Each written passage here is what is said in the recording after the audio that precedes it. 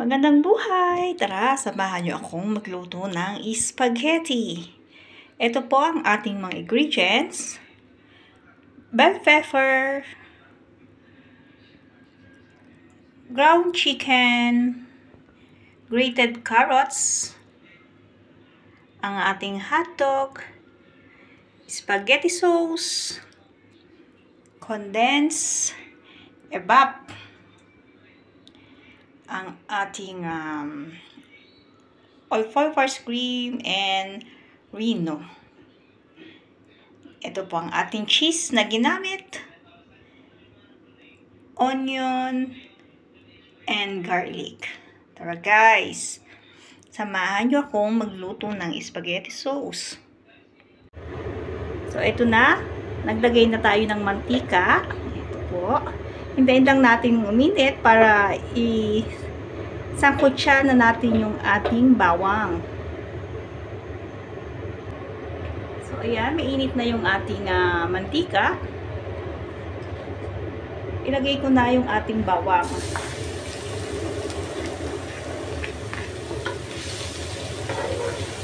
Ayan.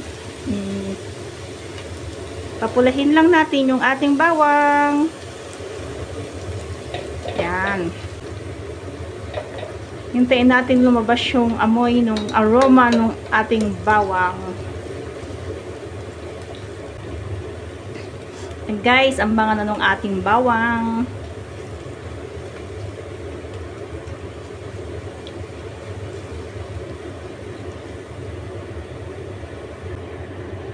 Ayan, mapula na ang ating bawang. Ilagay ko naman itong ating sibuyas. Lutuin lang din natin ang ating sibuyas.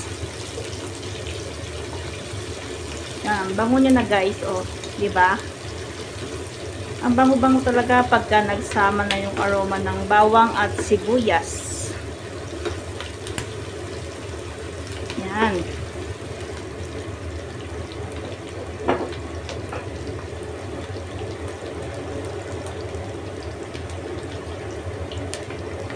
Ngayon ay ilagay ko ang ating fish sauce. Mas lalo nang lumango.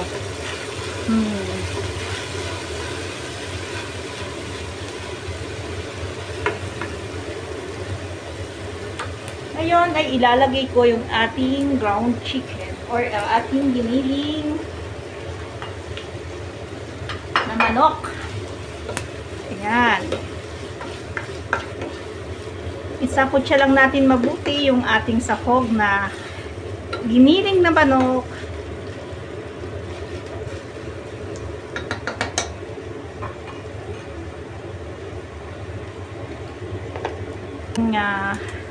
Paminta.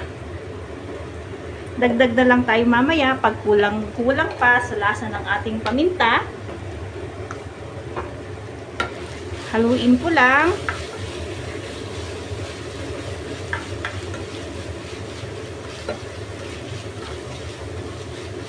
Halu-haluin natin ang ating giniling. Takpan natin. So, ayan na guys. Nasungkot siya na yung ating giniling. Ayan. Na-fry na yata siya. Halu-haluin ko lang ulit. So guys, hindi nga po pala ako gumagamit ng ketchup sa ating spaghetti sauce. Kasi ang ketchup is medyo nakakapagpaasim ng ating spaghetti sauce. Kaya pure lang na spaghetti sauce ang ating gagamitin. Ayan. Ilagay ko na yung ating hotdog. Chicken hotdog.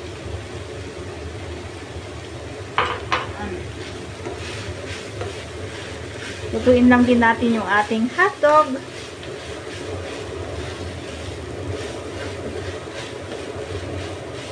So, isabay ko na yung ating bell pepper para maruto rin yung ating bell pepper.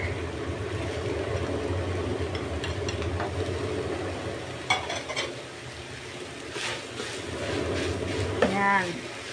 pagsabay-sabay na natin para sabay-sabay na silang maluto dyan. At mamaya na natin ilalagay yung ating carrots kasi yung carrots naman is hinadkad natin. Kaya medyo maninipis lang yung ating carrots. Yan. Then, takpan ulit.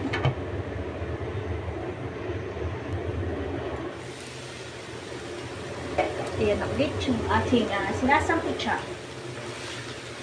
Ayan.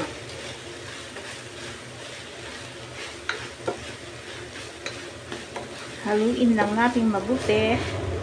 Then, ine-next ko na yung ating carrots. Ilagay na rin natin yung ating carrots dito.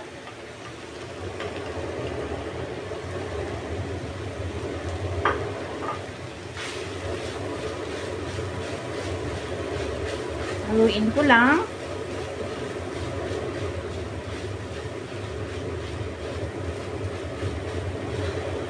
Yan.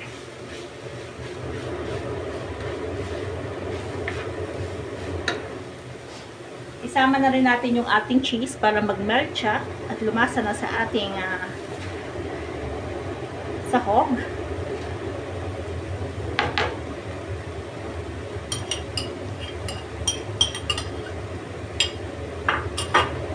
Yan. Ito lang yung available nating cheese dito sa bahay, kaya ito na yung ating ginamit.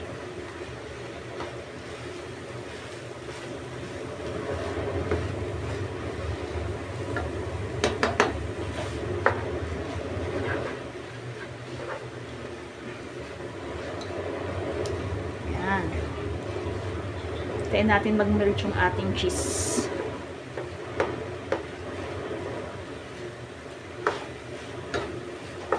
Hindi ba? Nagme-melt na.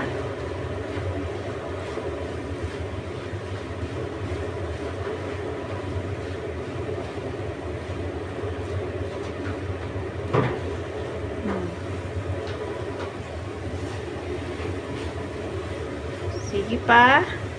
Halu-haluin lang natin yan hanggang sa mag-melt na talaga yung ating cheese.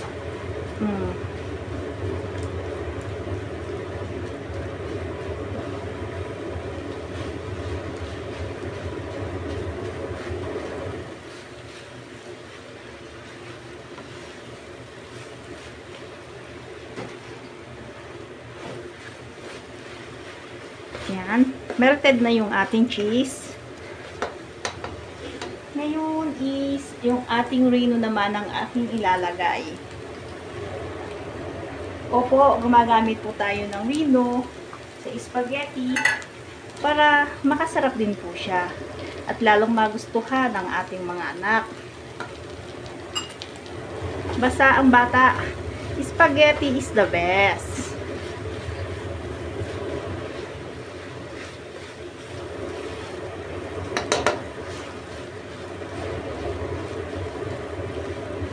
Haluin ko lang mabuti para ma-combine yung ating renong inilagay.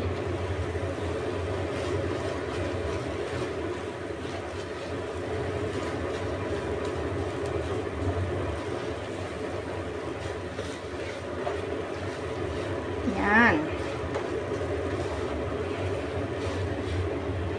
Ang bango na nung ating isnasangkot siyang sauce ng spaghetti.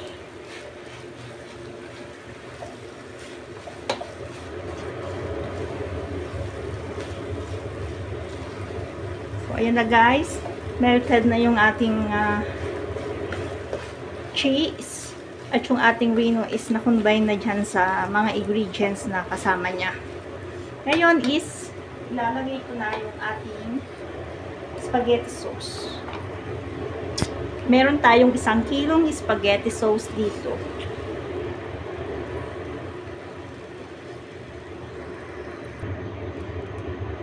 So, ito na guys, halu-haluin natin yung ating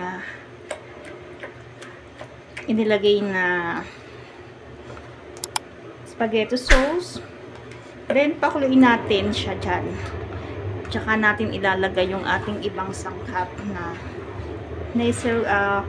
all-purpose cream, ang ating condense at ang ating evap para mas lalong lumasa yung ating spaghetti. And guys, hintayin natin siyang kumulo. Pakuluin natin. Takpan.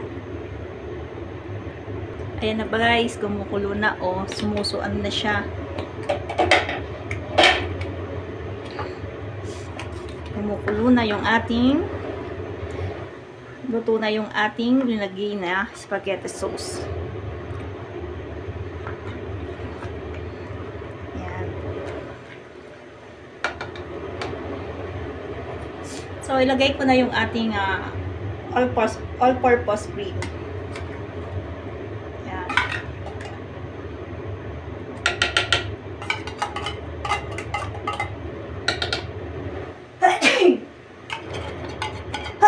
Tuloy lang.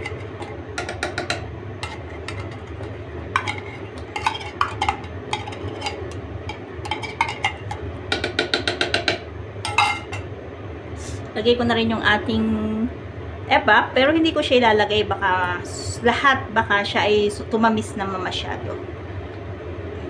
Kasi malaki yung ating evap na nabili. Ay, ang ating evap, lagay na rin natin.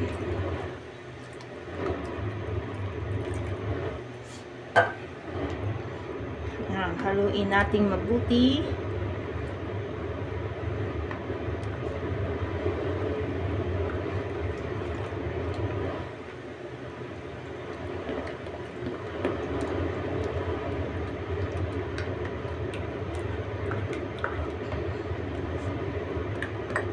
Halu-haluin. Guys, tingnan nyo yung ating texture ng ating spaghetti sauce. Hindi siya ganun kapula kasi hindi ketchup yung ating ginamit.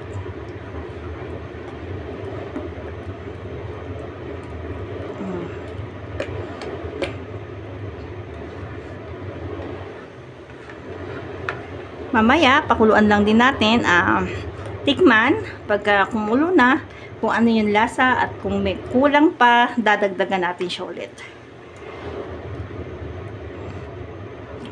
Tignan mo siya, oh. Hindi siya ganun kapula, diba?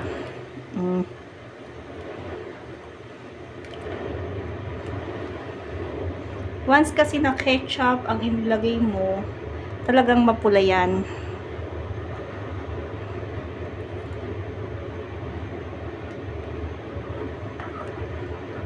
So, ayan. Pakuluin ulit natin. Takpan.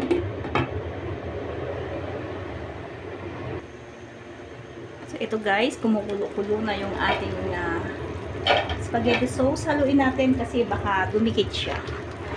Yan na siya.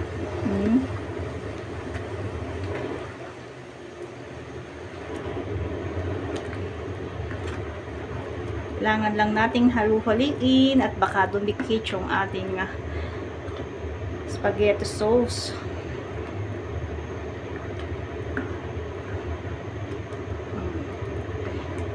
Medyo lumabnaw siya gawa ng pagkalagay natin ng evap at saka ng condense.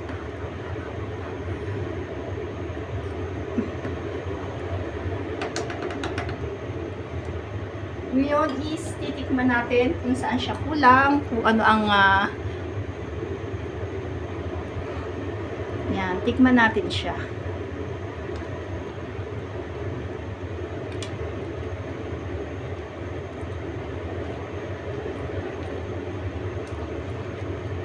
Medyo dagdagan ko lang ng alat.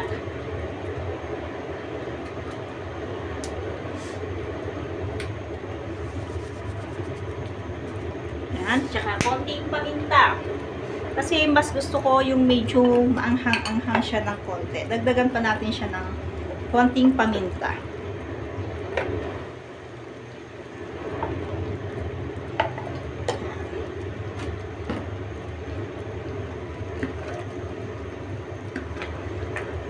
Haluin.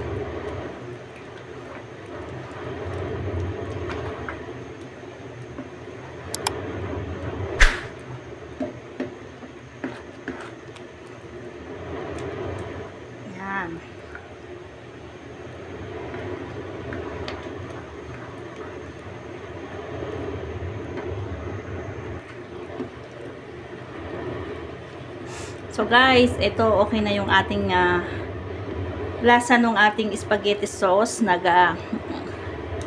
Aagaw na rin yung kanyang tamis, konting alat, at saka konting anghang. Gawa nung inilagay nating paminta. Yan na ating spaghetti sauce. Ngayon, ang gagawin natin yung white sauce naman. Gusto ko kasi may white sauce, kaya gagawa rin tayo ng white sauce. Tara! So, eto guys, yung ating kawali. Yan. At magluluto tayo ng ating white sauce. Ito yung butter. Butter ilalagay ko. Kalahati siya ng 100 grams yung ilalagay ko muna. Yan na.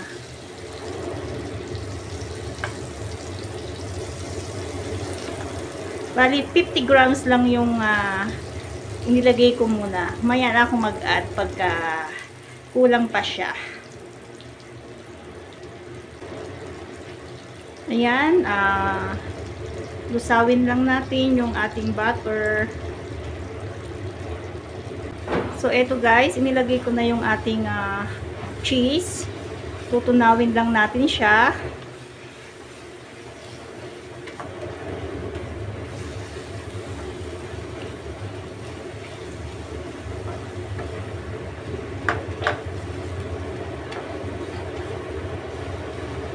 Ito yung ating white sauce.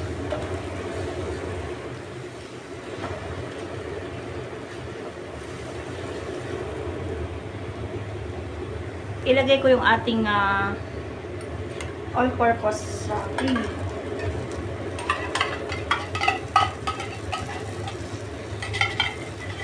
Yan.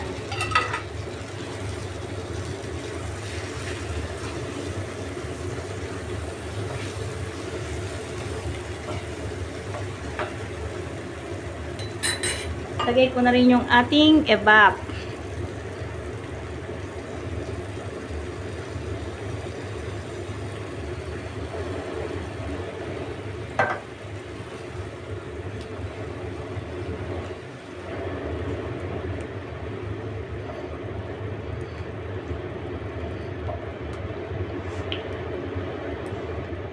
Ito guys.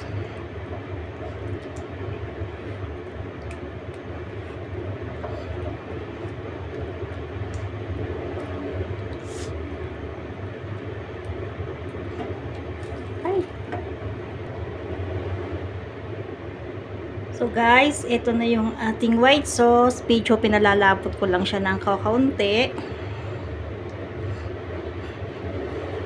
Palaputin ko lang siya ng konti guys. Then, tikman ko din. Siyempre, titikman natin. Sarap niya guys, creamy. Creamy siya talaga. Yan.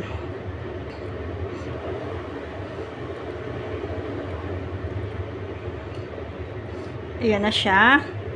Palaputin ko lang siya at pakuluin ko dito. Medyo nagbuo-buo lang siya guys, gawa nung inilagay kong cheese. Hindi siya masyadong nagmelt, tapos yung harina na ilagay natin. Pero kahit ganun pa man, creamy pa man siya.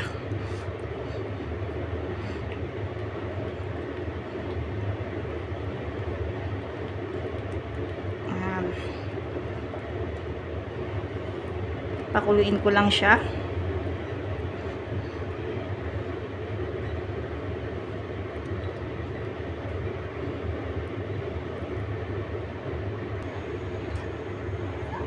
So, ito na yung ating pinakalas na lulutuin, yung ating pasta. Lagyan ko lang ng asin.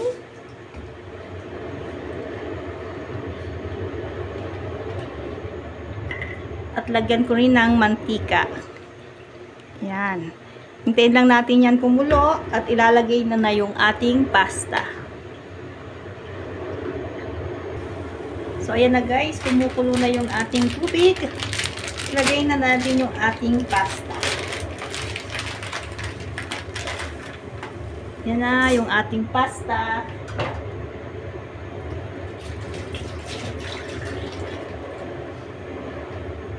Ilubog-lubog ko lang siya.